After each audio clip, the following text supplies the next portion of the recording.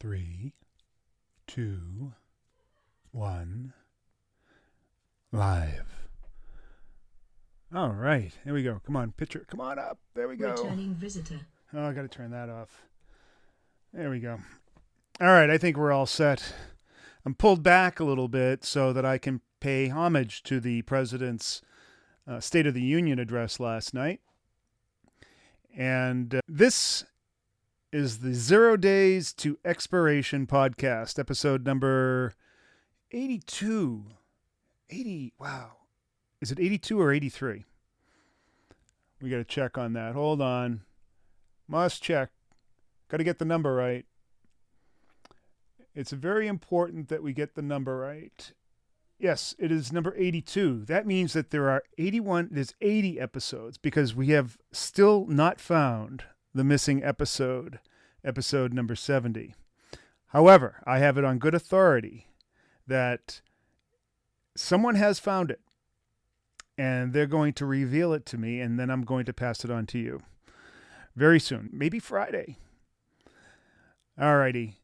Again, friends, this is the 0 Days to Expiration podcast, where we talk about the last day of expiration of options on the S&P. We trade either the E-mini futures or we trade the SPX index, the options on the E-mini or the SPX. And we'll even trade the SPY if that is worth it. We very rarely do, but there's a lot of liquidity in the SPY, so it might have some value. Days like today, probably the SPX is the way to go, although we put on an ESE mini trade that was just fantastic, super wide. And wow, volatility is just playing the kind of tune that we love to hear. When volatility is elevated like this, that allows us to put on much wider spreads that give us a much higher probability of profit and a much higher return on capital. On top of that, the profit during the day, during the time frame that we allot ourselves, which is essentially for the day, we allow ourselves the entire day. And this is what this whole podcast is about today, by the way. Time. Sometimes time can be on your side, it can be your friend, or it can be your foe. How much time that you spend in a trade is largely dependent upon the trade itself. Obviously, that makes sense, right? But time in an options selling or premium collection strategy is really your friend. That's because the type of trades that we put on, butterflies, they are theta positive. Now, theta is referring to the time value or the time premium in a trade. It increases the longer that you're in it. But that really is all about if you can keep your price. You can't keep price. If price stays within the bounds of the trade or within the bounds of the wings of the fly. That's the most important part. And of course, if it moves to the outer wings, that starts to run into something called gamma risk. Your trade starts losing value. Not losing value, but losing the potential value that it could gain right till the end of the day. And if you stay near the center, then that's where you're optimized. Now, right now, today, it looks like we may have another pinned trade. The second one this week, actually. Now, when I say pinned, I want to be very clear what that means. And you've probably heard this term before, pinning a trade.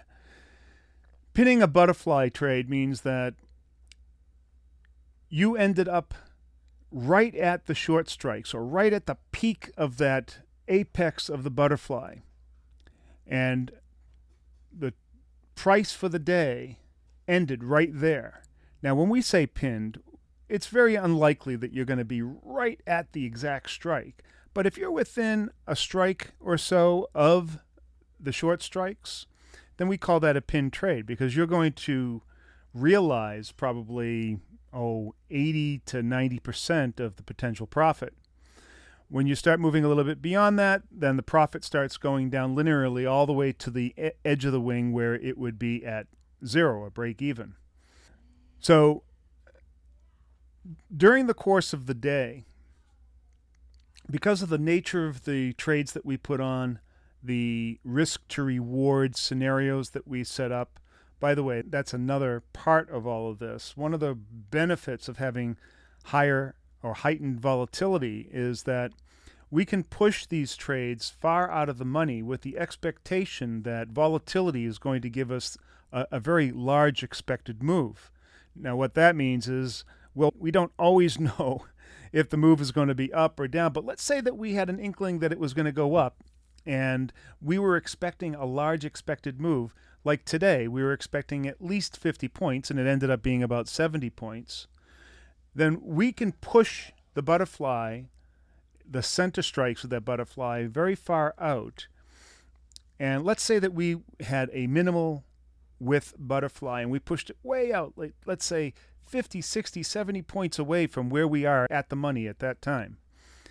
What's going to happen then, because of the heightened volatility and because of the distance away, the market will perceive that as a very low risk trade and give you a very good risk to reward. As a matter of fact, that trade might cost virtually nothing to put on, because the idea is that the chances of you going and pinning the trade so far away and hitting it within such a narrow spread is very small. Now, with volatility heightened, that trade, the whole butterfly it rises. It's almost like if you were on a dock, right? And then the ocean rises, and well, the boats that are in the ocean, they rise up with it relative to the dock. That's the same thing with a butterfly. Imagine the butterfly is a sailboat, and it's in the water, and when volatility is high, it rises out of the water. So its waterline comes very close to the dock. If the dock were, say, your zero line for profit expectancy, it rises very, very close so that more of the butterfly is exposed to profit. That's a pretty good analogy. I like that. So on very high volatility days, your whole boat rises out of the water. That means that you can push it further out and still maintain a very good risk to reward, the risk being the cost of the butterfly.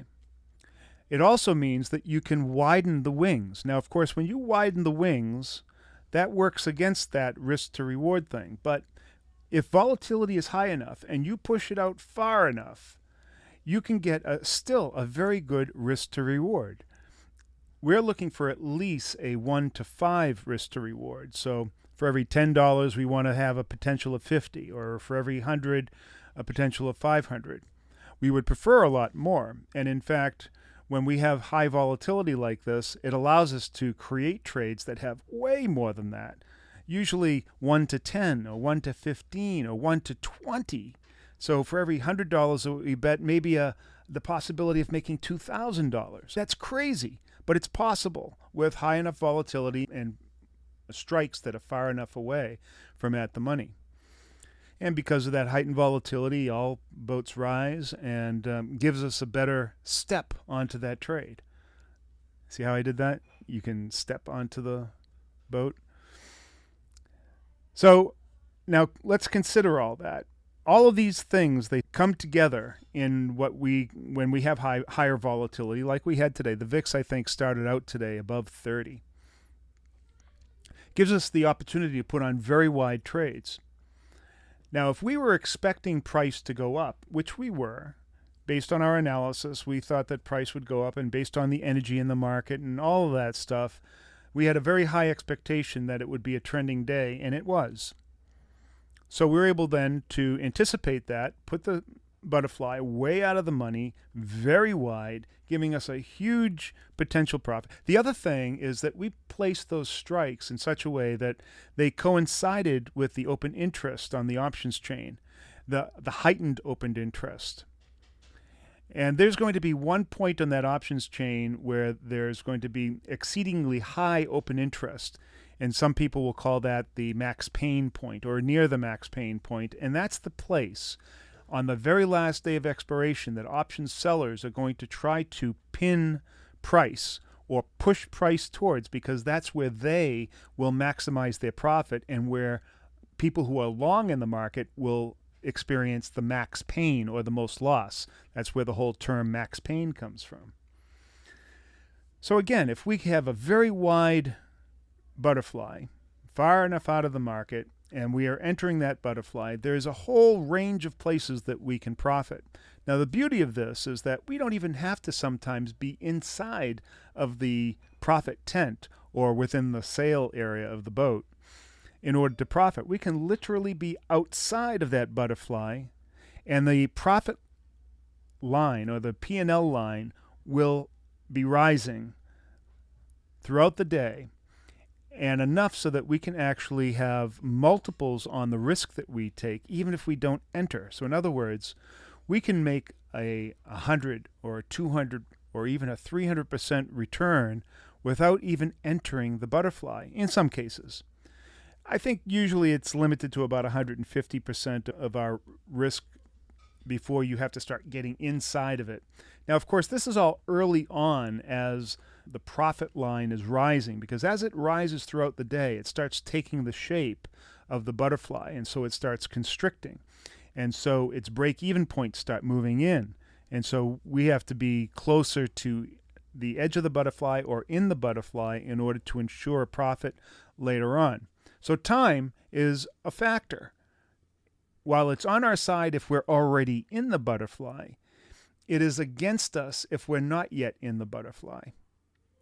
In the beginning, it works out well because the ocean is rising and profit is rising and everything's great. And in fact, we can get in and out of a trade in relatively short order if we have a nice little push at the beginning of the day and make ourselves 100, 150% within less than an hour, sometimes within minutes, and get out of the trade. And that's good. Then we don't have to worry about where price goes for the rest of the day. It might go and pin. We don't know. We're happy with 150% in such a short period of time. But if you're a longer termer, you want to go for that big kahuna, that pin trade, and you want to pin the tail on the donkey, as we say, then you're going to want to hang around for a little while. Now, of course, time is on your side if you can move closer and closer to that center strike, like today. Right now, our center strike is around 43.85, and the market is at about 43.90. Very, very close. So if we ended up the day right here, we would be very close to maximizing our profit. And so putting up, say, a couple $100 might realize as much as, say, $1,200 or $1,500. And that would be great. If we get a wider trade, we might even get more than that. Now, as time approaches the end of the day, volatility starts increasing. What that means is that the range in which price moves starts becoming bigger. And that could be up or down, or it could just be back and forth and then centering around that desired short strike or that max pain point. We don't know. But what we do know is that volatility will start moving, price will start moving, and as we move closer to the wings of the butterfly, our gamma risk takes over, and so our price sensitivity or the profit sensitivity starts increasing the further we get away from the short strikes. So here, time is our enemy. Time is our enemy because the longer that we're in it and the higher the volatility gets near the end of the day, the greater our risk of not achieving that optimal profit. Hopefully that makes sense. I've often used the idea of a bell or a big dome that you were sitting on top of. Let's say that you were on top of this big, huge dome, and this dome had the ability to go from a nice circular spherical dome and turn into an egg shape, right? Imagine that's really cool. We have this big, huge, flexible dome, and we're sitting on the top, and it has a nice, relatively flat area because it's large. But let's say that as time goes on, some big force comes in and squeezes the center of the dome and causes the place that we're standing at the top to start constricting. And now the edges start falling off to the sides. That is what gamma risk is like. As we're spending more time there, and as that constriction is ever increasing, the amount of area that is nice and flat for us to stand on starts getting smaller and smaller. And any move that we make left or right or to the edge of the dome, we start falling off the edge of it. That is exactly what gamma risk is. So time, in that case, is both working for us and against us. It works for us if price stays stable. And one thing that might keep price stable is the features of the market, where the open interest is, where the short sellers want to pin price to because that will maximize their profit. That's a theory. It doesn't always work out. That max pain point, or that place where short sellers are trying to pin, and we see this happen quite often, where it ends up within just pennies of that max pain point, but it doesn't always. So it's not like a rule. You can't go there and say, hey, max pain's there, so that's where the market's going to end up. Because if that were the case, then everybody would be betting on max pain. There are many other factors that are involved here. There's the historical context as well that you have to consider, and that's why we use volume profile. So we look at the open interest, and we also look at volume profile. Often they coincide, but they don't always coincide perfectly. Sometimes the volume profile is telling us where the market wants to be. And then sometimes in the short term, the open interest is telling us where the market, some other players in the market want to be. These are competing interests. So they're going to fight over that. One wants it to be, say, at 4,450. The other guy wants it to be at 4,425. And then the options traders want it to be at 4,400. Where's it going to end up? We don't know. Who's going to win? Who's going to win this arm wrestle? We don't know. But it's very interesting. So, again, time is really the factor here. The longer we stay in the market, the greater the odds are, the greater the odds are that it's not going to stay right where you want it to be.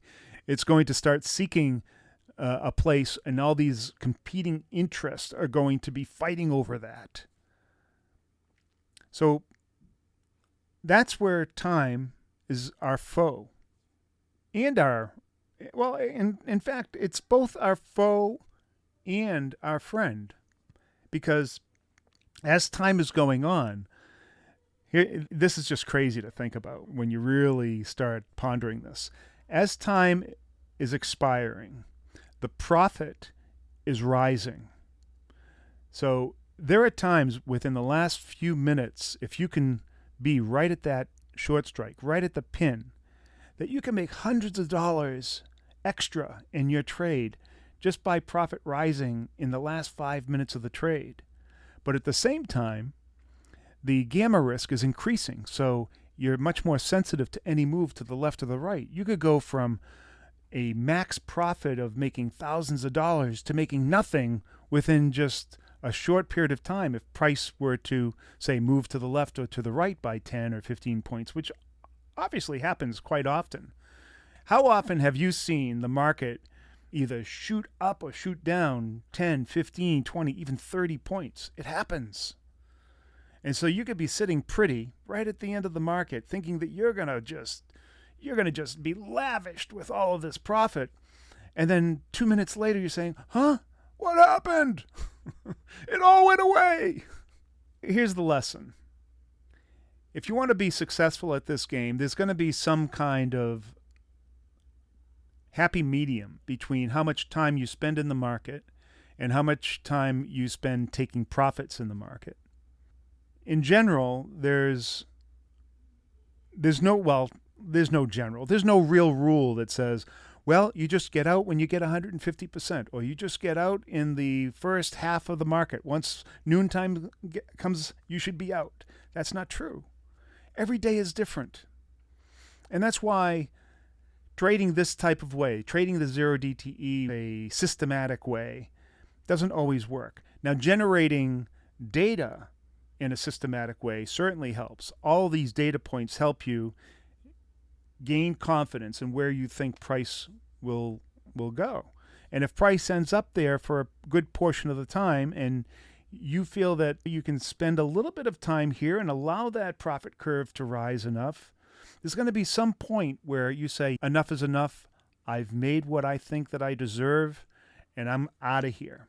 There are also strategies that you could employ. So we have this idea of tranches where we'll put on multiple positions, and then once we get inside the profit tent, if we've achieved, say, 100, 150% on these multiple positions, we may take a majority of those positions off in such a way that no matter what happens to the remaining positions, that will be in profit. And then we can let those last few positions ride on what we call a free ride, with the hopes that it will end up on that coveted short strike, that pin the tail. Short, sharp strike. And if it does, then we can take those remaining trades off and make lots more money. Now, that's a relatively risky way to go. But you can reduce that risk by realizing profit with the majority of your trade and allowing some of it to move on. Now, of course, there's an argument to be made that, well, how often are you going to actually hit that short strike right there? Is it really worth risking going to max loss on the remaining trades, thereby removing some of the profit that you've realized? Or is it better to just take everything off and just be happy? Now, that really depends on the individual. And every individual has a capacity for risk, which is really based on their account size and their position size. It's some objective measure. And then they have their tolerance for risk. That's exactly what that sounds like. That's their gut feel, how much they can tolerate. At what point do they start feeling queasy about a trade? So they have to measure these two things. What can they tolerate, and what is their objective real amount that they know by their calculations or by their research or the history that they should get out. What they should and what they could. Friend, foe. Usually the tolerance part sometimes gets taken over by the demons that are in our heads and the tricks that they play with us, thinking that we could always just spend a little bit more time, just a little bit more. And of course, there's the fears like fear of missing out, competing with the fear of greed or avarice and greed. So those are competing things that come in, and those are human emotions that get amplified in those final waning moments where volatility starts increasing and time goes on. So that's where time is your foe. I think we have some questions here. Let's see. Questions from the peanut gallery. Lance likes the shirt. Let's go, Brandon. For those with a single tranche, exiting at 50% profit, a reasonable way to grow an account. 50% is minimal for us. I would say that our sweet spot is usually about 100 to 150%. Now that sounds a little bit outlandish compared to the way other zero DTE traders are going for it, because they're usually going for 5 or 10%. Actually, their max is usually a 10% of risk, and they're usually going for 50% of that 10%, which is actually 5%, where we're going for multiples of our risk. So we're usually looking to double or 150 or double or triple what our risk is, so 150 to 200%. So I would say that a good target would be 100 to 150% of your risk. For those people with smaller accounts that can't afford to take too many losses or try to go for too many of those pin trades, because the reality is the pin trade doesn't happen that often. It only happens about 10 or 15% of the time. Now, interestingly, pin trades, the rate at which they occur while volatility is at a heightened level, in other words, when the VIX is, say, above 24 to 30 to 34, the frequency that you actually pin a trade actually increases. And there was a time I remember last year during the summertime where we were pinning trades at a rate of about 35%. That's insane. In other words, one pin trade every week. So it's all dependent upon what market conditions are. How much risk can you take? When volatility is heightened, believe it or not, you can actually take more risks because the risk, the relative risk, and then the nature of the trade, the width of the fly that you can put on are all increased as opposed to low volatility where it's all decreased. Everything kind of constricts. Plus, liquidity is lower and makes it harder to get in and out of it. And I guess this is definitely why higher volatility environments are really the golden fields that we love. All right, more questions. Paul's asking, today ES had a beautiful profit curve from the jump. That's correct.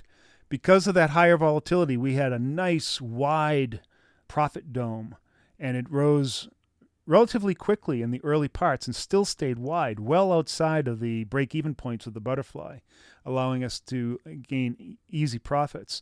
And on top of that, price jumped into the butterfly profit tent relatively quickly, multiplying the amount of profit that we could make very early. So it wouldn't have been unusual for you to get out of the trade within an hour or two of the market opening with 300, 400% return, which is just a wonderful thing.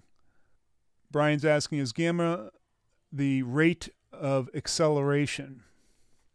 The gamma risk is the sensitivity of your profit based on the rate or change in delta. So the amount of profit that